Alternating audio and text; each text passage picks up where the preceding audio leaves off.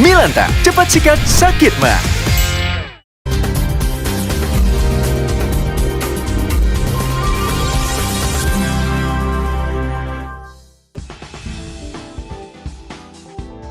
Martin Paes pindah ke Ajax setelah sebelumnya bermain di klub MLS FC Dallas. Dalam sesi media sosial Ajax, Paes mengonfirmasi bahwa julukan Tembo diberikan oleh para penggemar di Indonesia karena performanya yang konsisten dan sulit ditembus. Ia juga menyampaikan rasa bangganya bisa bergabung dengan klub besar seperti Ajax. FC Dallas tampil dalam 114 pertandingan dengan 23 kali clean sheet. Pemain naturalisasi timnas Indonesia mengoleksi 10 caps dengan 3 kali clean sheet. Presiden Donald Trump memang kembali menjadi sorotan setelah menegur beberapa jurnalis termasuk koresponden dari CNN. Pada konferensi pers di Gedung Putih tanggal 3 Februari 2026, Trump memberikan teguran keras kepada jurnalis CNN, Kaitlan Collins. Collins menanyakan tentang berkas kasus Jeffrey Epstein yang melibatkan nama-nama besar. Trump menolak menjawab secara substansial dan justru menyerang Collins secara pribadi. Trump juga sempat melarang wartawan Associated Press meliput di Oval Office karena keberatan dengan terminologi geografis yang digunakan media tersebut dalam pemberitaannya.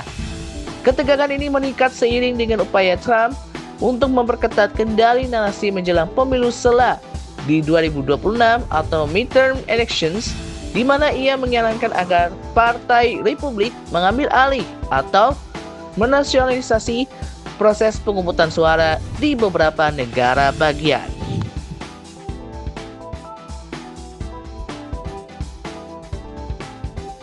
Tapi nggak akan maksa lu buka cabang toko kita di ruko yang Bagi dikontrakin Anda itu. pecinta film bergenre Lu komedi romantis, siap-siap Lu film mesti serius. AIUEO macam betul aja Dan akan lu segera mesti hadir di berhasil. layar lebar. Berkisah tentang realitas anak muda yang hendak mewujudkan mimpi sebagai event organizer.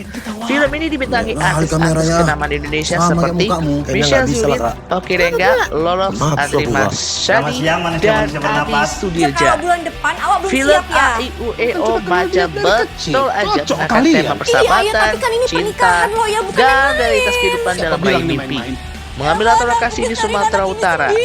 Film komedi ini akan hadir di bioskop mulai 12 Februari Bagus nggak? 2026. Fahrijal, tahun ini juga kita nikahkan si Sofia sama si Udin. Kejadian sebuah viral saat acara panggung gembira atau perayaan di sebuah pondok pesantren.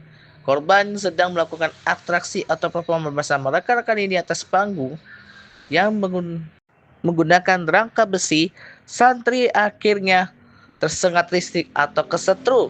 Sementara peristiwa ini terjadi di Kelurahan Inobonto 1, Kecamatan Bolang, Kabupaten Bolang, Mongodo, Bolmong, Sulawesi Utara.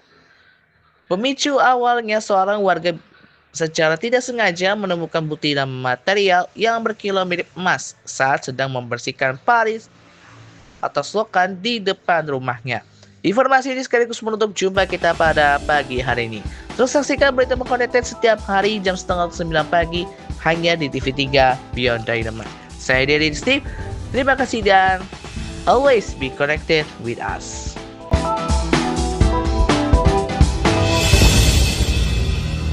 Terjadi pada awal Januari 2026 saat acara perayaan Hari Besar atau Wisuda Santri di sebuah pondok pesantren. Insiden terjadi saat sekelompok santri sedang melakukan pertunjukan di atas panggung terbuka yang menggunakan struktur besi. Diduga ada kabel pengeras suara atau instalasi listrik panggung yang terkelupas dan menyentuh tiang besi panggung. Saat salah satu santri memegang tiang atau mikrofon, ia terpental karena sengatan listrik. Rekan-rekannya yang mencoba menolong juga ikut tersengat karena area panggung yang terbuat dari besi menjadi konduktor listrik. Akibat insiden ini, beberapa santri harus dilarikan ke puskesmas dan rumah sakit terdekat. Dilaporkan ada korban yang mengalami luka bakar serius. Namun beruntung tidak ada korban jiwa dalam kejadian tersebut berkat penanganan medis yang cepat. Acara langsung dihentikan dan aliran listrik diputus total untuk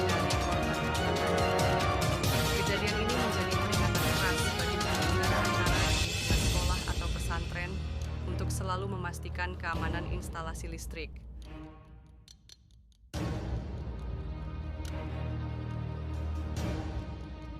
Peristiwa ini terjadi di saluran air atau parit kecil di kawasan Kelurahan Parteker, Kecamatan Pamekasan, Kabupaten Pamekasan. Fenomena ini bermula sekitar tanggal 1 Februari 2026. Awalnya, beberapa warga dilaporkan sedang iseng mencari batu giok di selokan tersebut. Namun, mereka justru menemukan potongan logam berwarna kuning yang diduga emas perhiasan. Kabar temuan tersebut menyebar dengan sangat cepat melalui media sosial, terutama TikTok dan Instagram. Akibatnya, puluhan warga dari berbagai daerah berbondong-bondong datang ke lokasi tersebut. Mereka menggunakan alat seadanya seperti saringan, sekop kecil, hingga tangan kosong untuk mengais lumpur di dasar parit.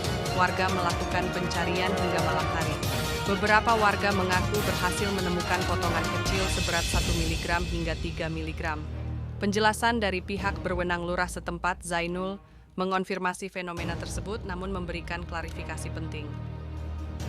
Ia tanah di lokasi tersebut sebenarnya tidak mengandung biji emas alami.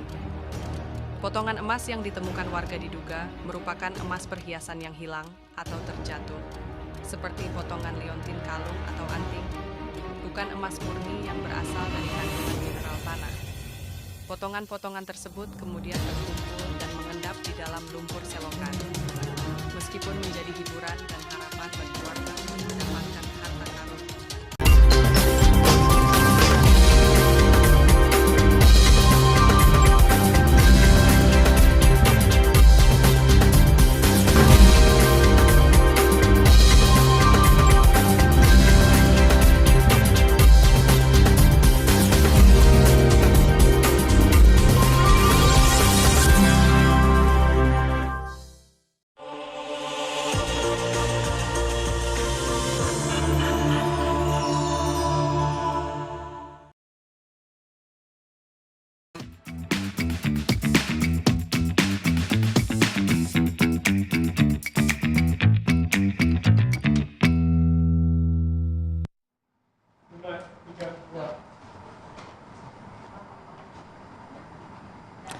Anda kembali di Pagi-Pagi Seru.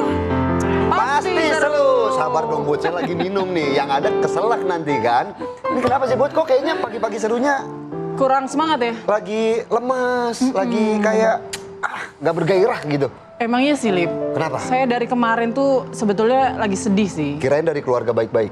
Ya itu Bukan juga, ya? Oke. yang pasti ya. Saya dari keluarga baik-baik, kemarin saya sedih karena ada berita yang cukup menyayat hati saya sebagai seorang ibu. Miris ya? Kenapa ya? Miris.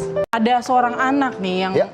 anak SD, informasinya usianya 9 atau 10 tahun mungkin ya, yang kemudian mengakhiri hidupnya hanya karena tidak bisa beli pena dan buku. Itu dari kemarin tuh saya mikirin, ya Allah kasihan banget Lip gitu. Karena kalau saya juga, jangankan Putri, di media sosial, saya taunya dari media sosial. Ketika saya lihat-lihat, kok tiba-tiba lagi rame soal kasus ini. Memang kan informasi yang kita dapatkan, anak ini sampai mengakhiri hidupnya itu karena tidak bisa membeli buku dan pena. Pena, benar. Dan juga inilah, kalau saya sempat baca ya, anak ini juga dari broken home. Ini PR nih buat kita semua, orang tua. Bagaimana kemudian kita bisa mengawasi anak-anak kita supaya juga tidak kekurangan Put. Begitu loh, sedih ya. Kadang-kadang kita mikir anak kecil tuh biasanya kan ya paling kerjaannya main ya kan. Sama Apalagi teman-teman ya, sih senang-senang lah pokoknya dia senang-senang ya. happy. Tapi ternyata kita cukup Ada tercengang ya. Betul. Berita ini tuh cukup mencengangkan kita. Ternyata ada anak-anak yang menanggung beban yang cukup dalam dan akhirnya bisa memutuskan mengakhiri hidupnya. PR nih ya Put ya, buat kita semua. Nanti juga kita akan bahas di warning Pagi-Pagi buat Seru. kita Ya. orang tua. Makanya nanti kita akan hadirkan nih psikolog anak ya untuk memberikan edukasi lah. Khususnya buat orang tua dan lingkungan sekitar anak-anak ini, bagaimana kita harus bisa melihat lebih jauh kondisi mental anak-anak kita saat ini. Kalau kita bicara melihat lebih jauh nih Put, ini saya tadi nyetir Put. Saya melihatnya pandangannya jauh.